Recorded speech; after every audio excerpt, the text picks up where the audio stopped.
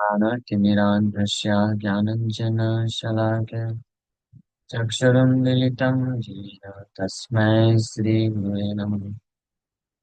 नमो विष्णुपादाय कृष्णप्रेष्ठाय भूतले श्रीमते भक्तिवेदान्त स्वामिन्निति नामिने।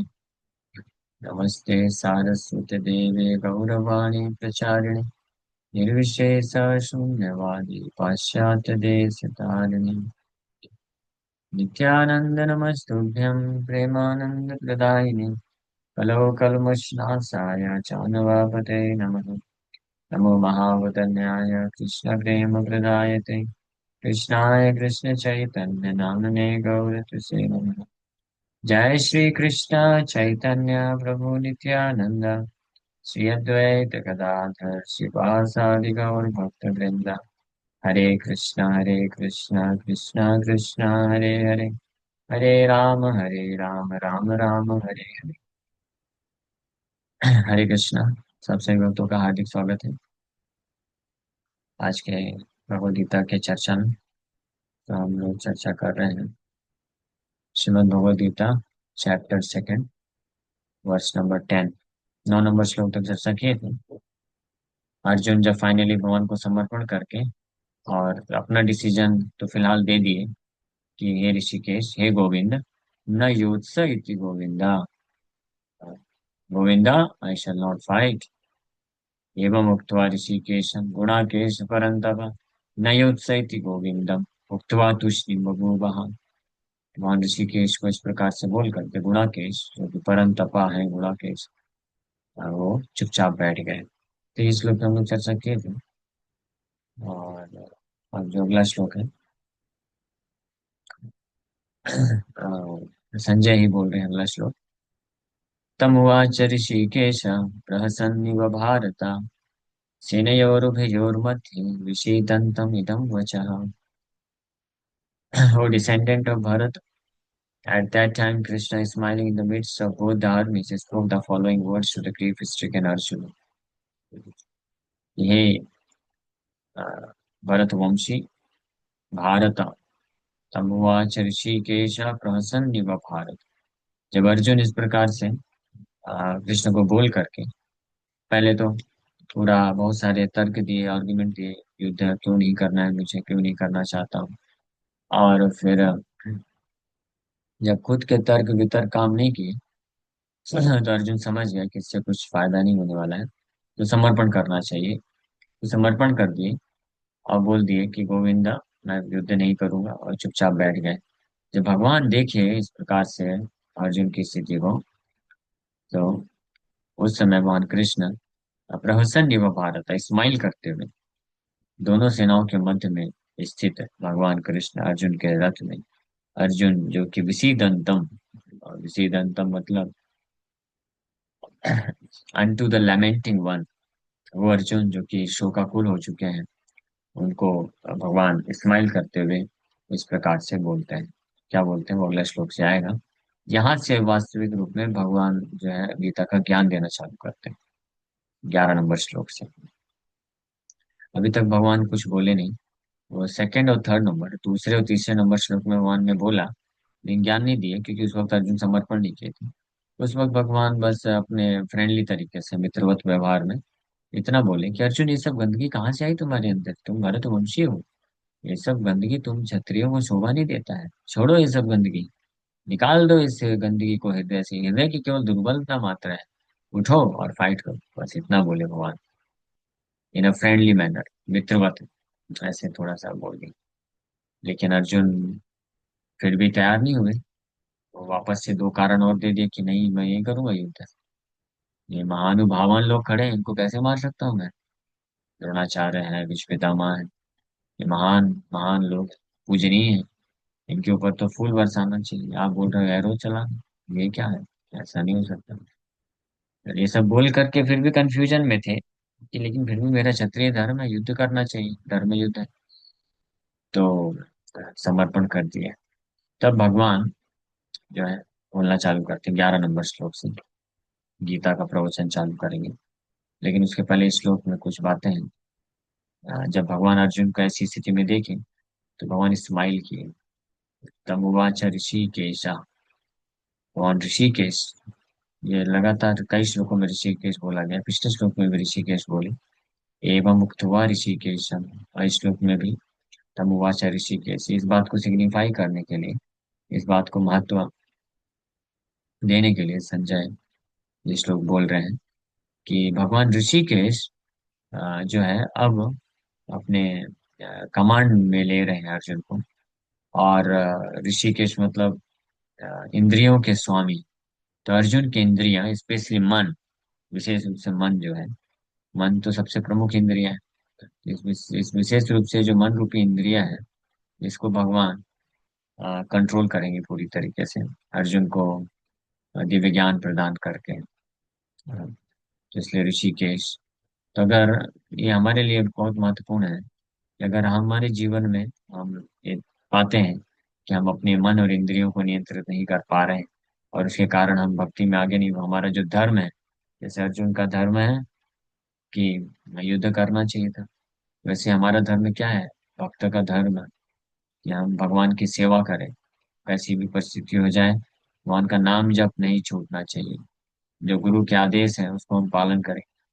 लेकिन ये सब पालन करने में अगर बाधाएं आती हैं मन और इंद्रियों के कारण, मन विचलित होता है, जैसे यहाँ अर्जुन का मन विचलित हो गया आसक्ति के कारण। तो भौतिक आसक्ति के कारण मन कभी कभी भक्त का विचलित हो सकता है, और वो अपने धर्म यानी कृष्ण की सेवा, कृष्ण का भजन, जिसका नाम जप करने से विचलित हो सकता है। तो उस वक्त उसको ऋषिकेश भगवान का आश्रय लेना चाहिए, समर्पण करना चाहिए। उनका आश्रय हम लेते हैं, उनको पुकार कर। भगवान का आश्रय कोई भी व्यक्ति, ये को तो कॉमन सेंस है, कोई भी व्यक्ति किसी का आश्रय अगर लेना चाहता है तो उसको कॉल करता है ना, उसको कॉल, शुड कॉल आउट। जैसे बच्चा होता है, माँ का आश्रय लेना है तो मम्मी मम्मी चिल्लाता है जोर जोर से, तो माँ आ जाती है। वैसे ही भक्त भगवान का आश्रय लेने का अर्थ क्या है, भगवान को पुकारना चाहिए, बुलाना चाहिए। ये नाम जप, जो हरिनाम जप करने के पीछे मेन भाव, ये प्रमुख भाव यही है कि ये भगवान, मैं आपसे दूर होकर के इस भौतिक संसार में फंस गया, और अपने इन मन और इंद्रियों से मैं बहुत संघर्ष कर रहा हूँ। अब मैं आपका आश्रय चाहता हूँ, आप मुझे कृपा करके आप आश्रय दीजिए, मुझे सुरक्षा दीजिए, माया से सुरक्षित रखिए मुझे, और आपके सेवा में लगाइए। ये भाव है नाम जप करने का। तो भगवान ऋषिकेश है। तो भगवान ऋषिकेश मतलब इंद्रियों के स्वामी है। तो जब कोई जेन्युइन सिंसियरली, अगर हृदय से कोई भगवान को पुकारता है, सिंसियर कॉल अगर तो निश्चित रूप में भगवान पूर्ण रूप से समर्थ है इंद्रियों और मन को नियंत्रित करके उसको भगवान अपनी सेवा में लगाने के लिए। अ, तो इस प्रकार से, इसलिए यहाँ पे ऋषिकेश कई बार आ रहा है। ये संजय इस बात की सूचना देना चाहते हैं धृतराष्ट्र को भी, और वास्तव में हमको भी, हमारे लिए, कि भगवान कृष्ण का आश्रय जो लेता है, अर्जुन कृष्ण का आश्रय ले लिए हैं। अब क्योंकि कृष्ण ऋषिकेश है, तो अर्जुन को निश्चित रूप में उसको मदद करेंगे, मन और इंद्रियों को संतुलित करके, कंट्रोल करके, नियंत्रित करके, और अपने धर्म, अपने कर्तव्य को पूरा करने के लिए। और अपने जब इस प्रकार से धर्म को पूरा करेगा तो वो अर्जुन परम सिद्धि को प्राप्त कर लेगा। उसी प्रकार से साधन भक्ति, साधना करने के लिए, साधन भक्ति को करते रहने के लिए हमको भगवान की कृपा की आवश्यकता है, भगवान का आश्रय की आवश्यकता है। तो भगवान को जब हम ऋषिकेश भगवान को पुकारते हैं, तो उनकी कृपा से, उनके आश्रय में जाकर के हम जो अपना धर्म है, कृष्ण भजन, साधना, उसको नियमित रूप से अच्छे तरीके से कर सकते हैं। और इस प्रकार से परम सिद्धि, भवबंधन से मुक्ति, और कृष्ण का जो है आश्रय के दास बन करके ये परम सिद्धि को प्राप्त कर पाते हैं। तो इसलिए भगवान ऋषिकेश, तो भगवान ऋषिकेश कृष्ण अर्जुन को प्रहसन एवं भारता, मुस्कुराते हुए बोले। तो कई अलग अलग आचार्यों ने अलग अलग इस पे टीका दिया है कि भगवान मुस्कुरा क्यों रहे थे।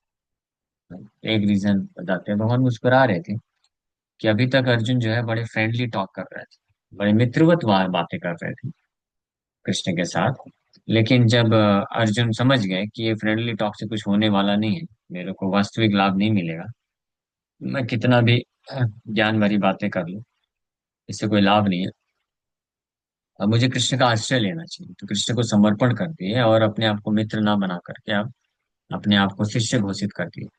तो भगवान इसलिए मुस्कुरा रहे थे कि देखो भाई, आ गया बेटा लाइन में अभी, समझ गया फाइनली।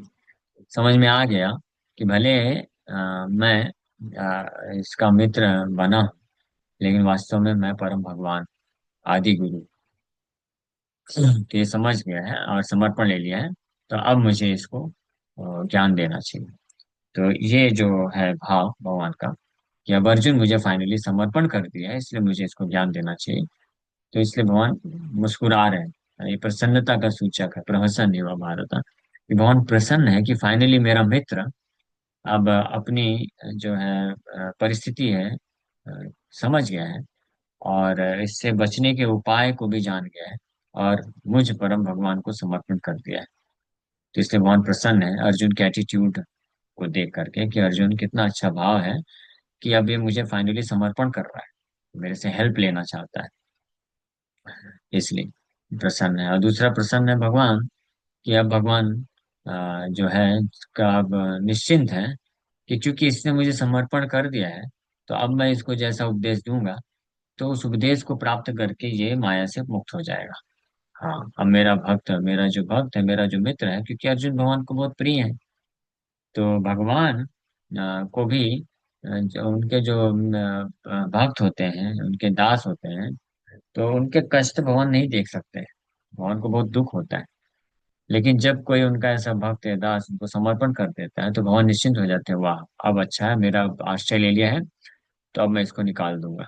उसी प्रकार से जो जीवात्मा होते हैं, बद्ध जीवात्मा, तो भगवान से जब तक बहिर्मुख होते हैं और अपने खुद का अरेंजमेंट करके माया जगत में सुखी सुख प्राप्त करना चाहते हैं, तो भगवान इससे बड़े दुखी रहते हैं, क्योंकि ये जीवात्मा जो है, भगवान जानते हैं कि मुझे मेरे से विमुख होकर के वास्तव में सुखी नहीं रह सकता है। ये माया में बिल्कुल फंसेगा और पूरा अनेकों जन्म लेगा, अलग अलग योनियों में भ्रमण करेगा और दुख भोगेगा। हाँ, तो इससे भगवान को दुख मिलता है। लेकिन जब भगवान देखते हैं कि कोई जीवात्मा जो है वैष्णव संघ में आकर के, और जब उसकी सत्संग के प्रभाव से बुद्धि सद्बुद्धि हो जाती है, तो वो समर्पण कर देता है भगवान के सामने। तो जब भगवान के पास आके समर्पण कर देता है ऐसा कोई भक्त, तो भगवान फिर फाइनली खुश हो जाते हैं, वाह, अभी ये मेरे आश्रय में आ गया है, अब मैं इसके ऊपर कृपा करूंगा, अब मैं इसको इसके जंजाल से मुक्त कर दूंगा। अ, और मीन्स प्रहसन निव भारत, भगवान इसलिए खुश हो गए कि अब भगवान को चांस मिल गया है अपने भक्तों को, जो उनका भक्त जो दुखी है, माया में फंसने के कारण दुख भोग रहा था, इतना एंग्जाइटी हो रहा था अर्जुन को, कि अर्जुन के एंग्जाइटी को, दुख को देख करके भगवान को भी दुख हो रहा था। लेकिन भगवान कर क्या सकते थे, क्योंकि अर्जुन कुछ हेल्प ही नहीं ले रहा था, बस अपना अपना बोलता जा रहा था। उसी प्रकार से इस संसार में जब बद्ध जीवात्मा अनेकों प्रकार के दुख सहन करते हैं, झेलते हैं, तो ऐसा नहीं है कि भगवान को मजा आता है या भगवान मदद नहीं करना चाहते। भगवान को भी दुख होता है, भगवान मदद करना चाहते हैं। लेकिन समस्या क्या है कि जो बद्ध जीवात्मा हमारे जैसे होते हैं, विमुख हो जाते हैं, तो भगवान का मदद लेना नहीं चाहते, भगवान को समर्पण ही नहीं करते। तो भगवान क्या करे। लेकिन जैसे ही कोई समर्पण करता है और कृष्ण का आश्रय लेता है, कृष्ण का नाम जप करना चालू कर देता है, तो भगवान बड़े खुश हो जाते हैं कि यस, अब इसने मुझे चांस दिया है, अब मैं इसका उद्धार करने का प्रयास कर सकता हूँ, मैं उद्धार कर सकता हूँ, या उद्धार करने का प्रयास तो कर सकता हूँ एटलीस्ट, क्योंकि भरोसा नहीं है ना जीवात्मा का। ऐसा नहीं कि प्रयास मतलब ऐसा नहीं कि भगवान उद्धार नहीं कर सकते, भगवान तो इमीडिएटली उद्धार कर सकता है, लेकिन प्रयास इसलिए बोल रहे हैं हम, क्योंकि ये जो बद्ध जीवात्मा होते हैं, उनका कोई भरोसा नहीं रहता है। वो जब बहुत दुख मिलता है, कुछ कुछ उनको सोल्यूशन नहीं मिलता है, तो दौड़ के आ जाते हैं, हे भगवान, हे नाथ, आप ही हैं सब कुछ, मेरे मैं समर्पण करता हूँ। मन बोलते वेरी नाइस, कम ऑन, अब करेंगे, इसका ऑपरेशन करेंगे, सर्जरी करेंगे, इसको बीमारी से मुक्त कर देंगे। और जैसे सर्जरी करने के लिए बेड में लेटाते हैं, जैसे मान लीजिए कोई डॉक्टर है, उसके पास कोई मरीज आया, बहुत परेशान है, बहुत दुख है डॉक्टर साहब, कुछ करिए, आप जो करना चाहें कर लीजिए। तो डॉक्टर बोलते हैं ठीक है, इसका तो देखो भाई सर्जरी करना पड़ेगा, है ना, तब ठीक हो जाओगे आप। बोले ठीक है। और जैसे बेड में लेटाया, तो पहले तो सब समर्पण कर दिया, ठीक है बोला। बेड में लेटाया, एनेस्थीसिया देने के लिए सामने आया, बोला नहीं नहीं डॉक्टर साहब, ये सब नहीं, मैं जा रहा हूँ, टाटा बाय बाय। तो अभी क्या करेगा डॉक्टर? इसलिए जब तक पूरा सर्जरी कंप्लीट नहीं हो जाता है, तब तक समर्पण करके रखना चाहिए। यानी कहने का अर्थ है कि जब तक हम पूर्ण रूप से सारे अनर्थों से मुक्त नहीं हो जाते हैं, भौतिक संसार से मुक्त होकर के भगवान धाम को प्राप्त नहीं कर सकते हैं, तब तक पूरी तरीके से समर्पित रहना पड़ेगा। यानी जो गुरु के आदेश है उसको पालन करना पड़ेगा। हाँ, तो भगवान को अलाउ करना चाहिए कि भगवान अपना कार्य करें, गुरु अपना कार्य करें हमारे ऊपर, हमारा उद्धार करने का जो कार्य है उनका। वो बहुत एक्सपर्ट है, वो कर देते हैं, लेकिन तब तक हमको अलाउ करना पड़ेगा। अगर बीच में ही ऑपरेशन के बीच में ही हमने बोल दिया नहीं, अब मुझे नहीं कराना, आगे कंटिन्यू नहीं करना है ट्रीटमेंट, आप छोड़ के चला गया, तो फिर वो ऐसे ही है कि कोई साधना भक्ति स्टार्ट किया, सीरियस हुआ, दीक्षा लिया, फिर बाद में थोड़ा तकलीफ आई, बोला नहीं सब करना मुझे, सब माला वाला छोड़ दिया। तो इसका मतलब फिर भगवान कैसे उद्धार करेगा? भगवान को पूरा चार्ज दो ना, भगवान को इंचार्ज बना दो अपने जीवन का पूरी तरीके से, तब तो भगवान कर सकते हैं। भगवान बहुत एक्सपर्ट है। बबलुंठन को विदेति, किंकुल शेखर बोलते हैं, श्री वल्लभेति वरदे दया परेति, नाथेति नागशयनेति जगन्निवासेति, भक्त प्रियेति भवलुंठन कोविदेति, आलापिनं प्रतिदिनं कुरु मां मुकुन्दा। भक्त प्रिय इति भवलुंठन कोविद इति।